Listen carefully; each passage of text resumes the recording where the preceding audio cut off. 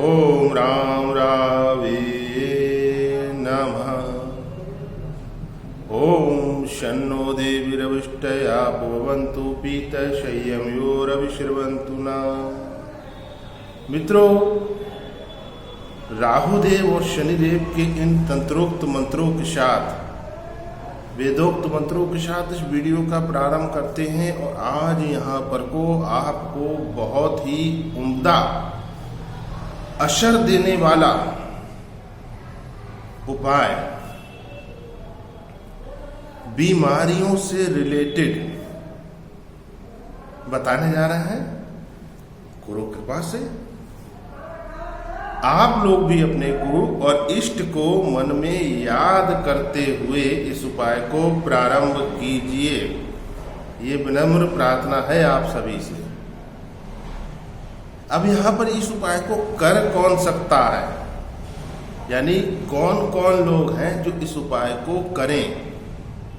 Number एक बात दोस्तों, कि जो लोग लंबे समय से बिस्तर को पकड़े हुए हैं किसी भी कारण से, अवस्था चाहे उनकी कोई भी हो, दवा भी चल रही है उनकी, दुआ भी चल रही है, और बालक उनके प्रयास भी कर रहे हैं, पुत्र पुत्री, बेटे बहू, सगे संबंधी, बीमारी से निजात नहीं मिल रही, बीमारी कम नहीं हो रही, जिसकी तश बनी हुई है, तो ऐसे लोग इस उपाय को कर सकते हैं। साथ ही वे लोग आए दिन जो बीमार हो जाते हैं, बीमार पड़ जाते हैं, आए दिन जिनको बुखार घेर लेता है, जिनकी तबीयत गिरी गिरी रहती है, जिनको कुछ ऐसा भी महसूस होता है कि शायद कुछ किसी ने करा दिया,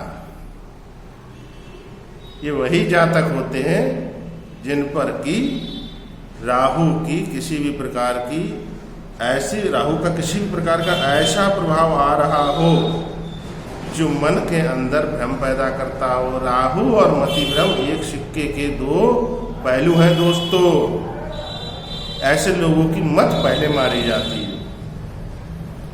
वो सही दिशा में प्रयास करने की बजाय इन सारी बातों पर ज्यादा विचार करते हैं, लेकिन अगर करते हैं तो वो लोग भी इसको कर ले, यानी कि आए दिन वो बीमार रहते हो, है ना, कि अभी एक डॉक्टर से दवा खाई, कुछ दिन ठीक हो गए, कुछ दिन बाद फिर समस्या कुछ उभरी, फिर किसी और डॉक्टर की दवा खाई, ठीक हो गए, फिर कुछ दिन बाद कुछ और समस्या उभरी, फिर किसी तीसरे डॉक्टर के पास पहुंच गए, है ना, जांचें कराते फिर रहे हैं, हजारों रुपया जांचों में फूंक रहे हैं, समय खराब कर रहे हैं अपना कीमती, और धन भी खराब कर रहे हैं। साथ ही सभी लोग घर के अंदर जो अन्य मेंबर हैं वो भी, है ना, परेशानियों में आने लगते हैं। जब घर के अंदर कोई ऐसा मेंबर बीमार हो जाए, कोई अपना बीमार रहता हो, और यदि वो घर की स्त्री हो, बहुत कठिनाई, घर का कोई मुखिया हो जो कमाऊ सदस्य हो, तो भी कठिनाई। तो वे लोग जो लंबे समय से बिस्तर पर पड़े हैं, वे लोग जो आए दिन बीमार रहते हैं, तो इसका मुख्य जो कारण होता है दोस्तों, शनि की कोई दशा हो सकती है, साढ़े साती हो सकती है, महादशा हो सकती है, या फिर राहु की महादशा, या राहु मंगल की युति पंचम भाव में, सप्तम भाव में, अष्टम भाव में, लगन में, बहुत पेट संबंधी परेशानियां देती है, साथ में मानसिक परेशानियां भी देती है। ऐसा व्यक्ति एक ही बात को बार बार कहता है। किसी को कुछ समझाना होता है ना दोस्तों, तो बार बार वो समझाता है, उसे से लगता है सामने वाला उसकी बात समझ ही नहीं रहा है, जबकि सामने वाले ने तो सारी बात उसकी सुन ली एक ही बार में और समझ भी ली। करेगा तो वो अपने हिसाब से। तो ऐसा व्यक्ति चिड़चिड़ा होने लगता है।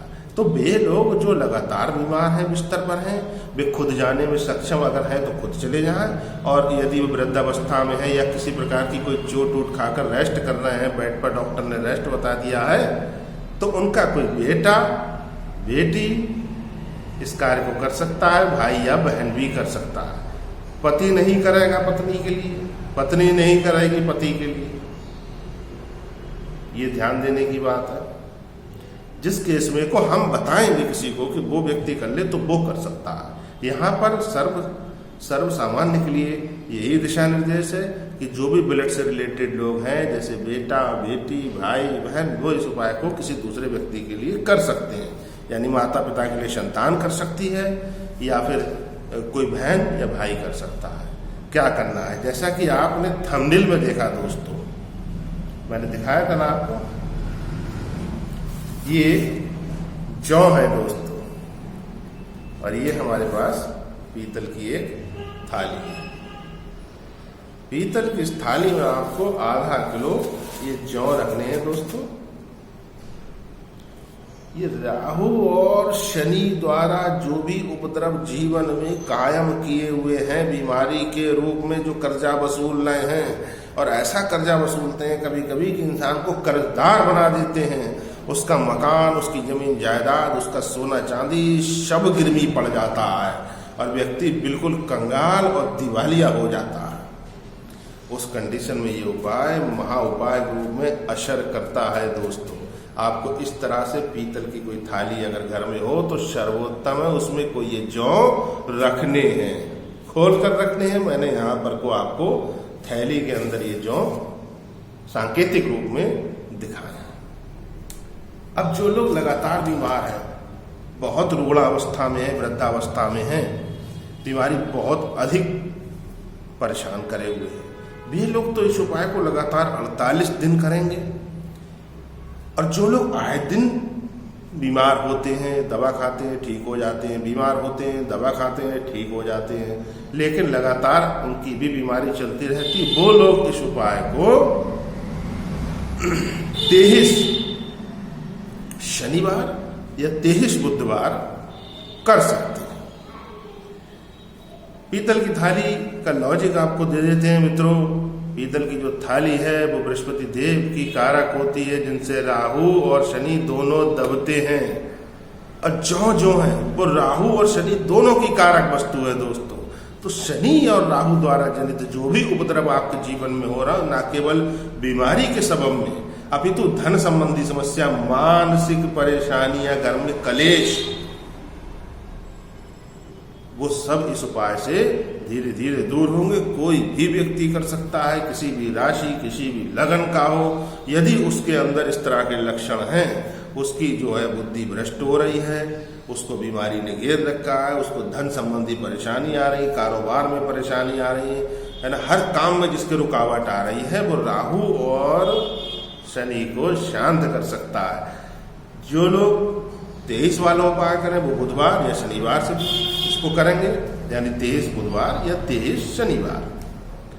बुधवार के लिए मंगलवार की रात को आपको जातक के बीमार व्यक्ति के सिरहाने इसको रखना है। पीतल की थाली सर्वोत्तम है। नहीं पीतल की थाली घर में हो तो आप स्टील की थाली भी रख सकते हैं। वो भी अगर आप ना रखना चाहें तो कोई अखबार आदि रखकर उस पर ये जौ खोल करके रख दीजिए सिर के नीचे, सोने से ठीक पहले रात में।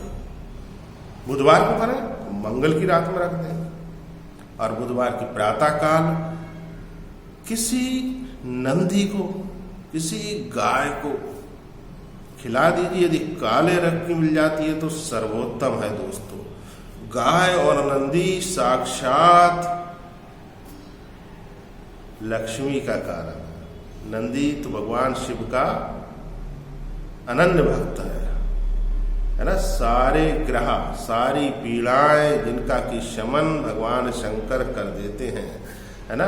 तो नंदी को खिलाइए या काली गाय को खिलाइए और आप इसका असर देख लीजिए।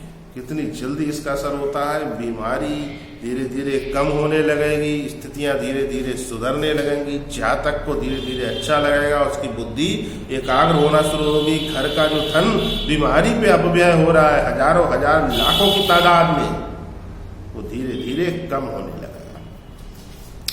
48 दिन वाला या 23 दिन वाला कोई सा भी उपाय पकड़े, ध्यान बस ये दें दोस्तों कि चौथ, नौमी, 14 तिथि हिंदी की उस दिन ना हो जिस दिन आप इसको खिला रहे हैं। यानी बुधवार को खिलाएंगे तो उस दिन ना हो, एक दिन पहले जब आप कर रहे हैं तब भी ना हो। इसको ध्यान दीजिएगा कि मतलब एक दिन पहले भी ना हो, एक दिन बाद भी ना हो।